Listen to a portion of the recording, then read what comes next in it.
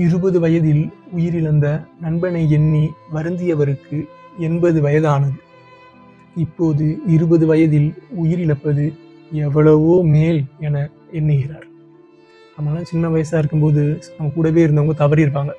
அதை பார்க்கும்போது நமக்கு ரொம்ப மன வருத்தமாக இருந்திருக்கும். ஆனால் இப்போ நம்ம காலங்கள் ஆக ஆக வாழ்க்கையில் கொஞ்சம் கொஞ்சம் போக போக அவங்களாம் வாழ்க்கைக்கிட்ட இருந்து தப்பிச்சுக்கிட்டாங்க அப்படின்னு தான் தோணுது. அதாவது வாழ்க்கை நம்மளை படுத்துகிற கொடுமையெல்லாம் பார்க்கும்போது முன்னாடிலாம் இறந்துட்டாங்க அப்படின்னா அவங்க நினச்சி நம்ம வருத்தப்படுவோம். இப்போல்லாம் இதுவும் அவங்களாம் கடவுளுக்கு பிடிச்சவங்க போல, கடவுள் டக்குன்னு கூப்பிட்டுக்கிட்டாரு, நம்மளெல்லாம் வச்சு செஞ்சுக்கிட்டு இருக்காரு அப்படின்ற மாதிரி தான் இருக்குது. அந்த அளவுக்கு தான் வாழ்க்கை பயங்கரமாக கொடுமைப்படுத்துது. அதாவது ஒரு சந்தோஷத்தை கொடுத்துட்டு அதுக்கு 100 ஆப்படிப்பார். அப்படி தான் வாழ்க்கையே டிசைன் ஆகிருக்கு. என்ன டிசைனோ.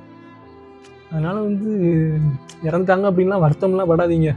அவங்களுக்கு அவங்கள கடவுளுக்கு ரொம்ப பிடிச்சிருக்கு அப்படின்னு கூப்பிட்டுக்கிட்டாங்க, நம்மளை வச்சு செஞ்சுக்கிட்டு இருக்காரு. அவ்வளோதான்.